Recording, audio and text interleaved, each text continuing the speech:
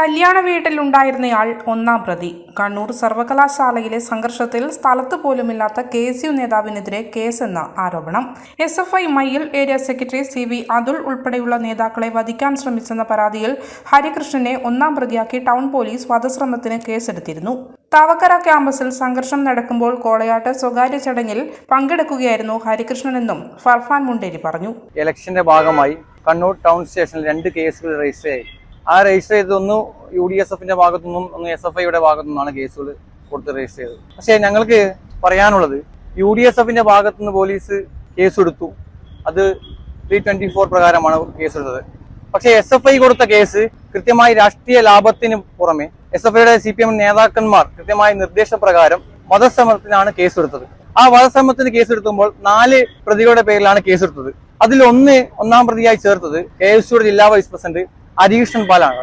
ആ ഹരികൃഷ്ണൻ പാലാട് കൃത്യമായി ആ സമയത്ത് ആ അക്രമം ആ യൂണിവേഴ്സിറ്റിന്റെ അകത്ത് SFI കാഴ്ചവെച്ച അക്രമം നടക്കുന്ന സമയത്ത് ആ ക്യാമ്പസിന്റെ അകത്ത് ഉണ്ടായിരുന്നില്ല. അദ്ദേഹം പുറത്തൊരു സ്വകാര്യ പരിപാടിയിൽ കൃത്യമായി പറഞ്ഞ അദ്ദേഹം ഒരു കല്യാണത്തിന് പോയി. ആ കല്യാണത്തിന് ആ വധുവരന്മാർക്ക് ഒരു മൊമെന്റോ കൊടുക്കുന്ന ഒരു ഫോട്ടോ ആണിത്. അതിന്റെ കൃത്യമായ വീഡിയോകളും മറ്റും ഞങ്ങൾ എടുക്കുന്നുണ്ട്. അതിന് പുറമെ അതേ കേസിലെ മൂന്നാം പ്രതിയുടെ പേര് സഫാൻ എന്നാണ്.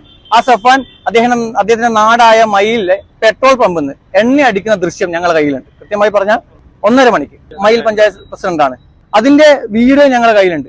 പക്ഷെ ഇവർ ഈ ടൗൺ SI ശ്രീജിത്ത് കോടേരി ആ സംഭവ സ്ഥലത്ത് CPMന്റെ ജില്ലാ സെക്രട്ടറി വന്ന സമയത്ത് രാജേഷ് വന്ന സമയത്ത് കൃത്യമായി സാറേ എന്ന് വിളിച്ച് അടുത്തേക്ക് പോകുമ്പോൾ ഞങ്ങൾക്ക് പറയാനുള്ളത് കൃത്യമായി CPMന്റെ ജില്ലാ സെക്രട്ടറി കൊടുത്ത നിർദ്ദേശപ്രകാരമാണ് ഈ കേസ് എടുത്തത്.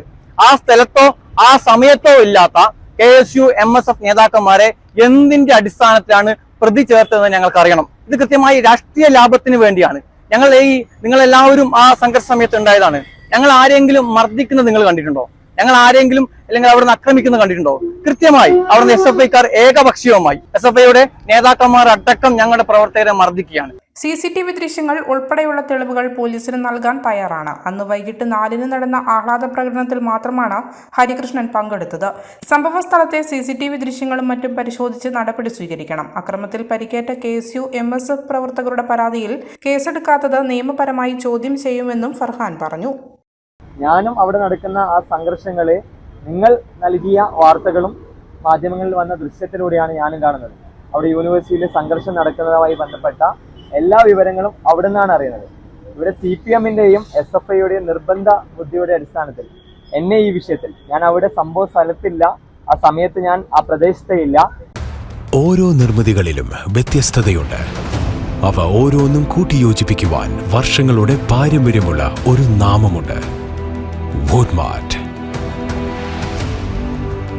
Sofa set, bedroom set, dining table set,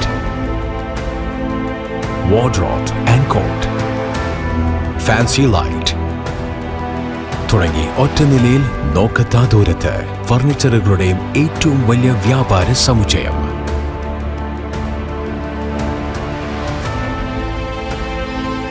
Woodmart, Edu Road, മാടത്തിയിൽ, ഇരട്ടി റോഡ്, മട്ടന്നൂർ. മലയോരത്തിന്റെ സ്വന്തം പ്രാദേശിക ചാനൽ HNN. നിങ്ങളുടെ നാട്ടിലെ വാർത്തകളും വിശേഷങ്ങളും ഞങ്ങളെ അറിയിക്കുവാൻ വിളിക്കൂ 9447691771 9074215391. നിങ്ങളുടെ നാട്ടിലെ വാർത്തകളും വിശേഷങ്ങളും ഞൊടിയിടയിൽ അറിയുവാൻ ഏജന്റ് ന്യൂസ് ചാനൽ സബ്സ്ക്രൈബ് ചെയ്യൂ.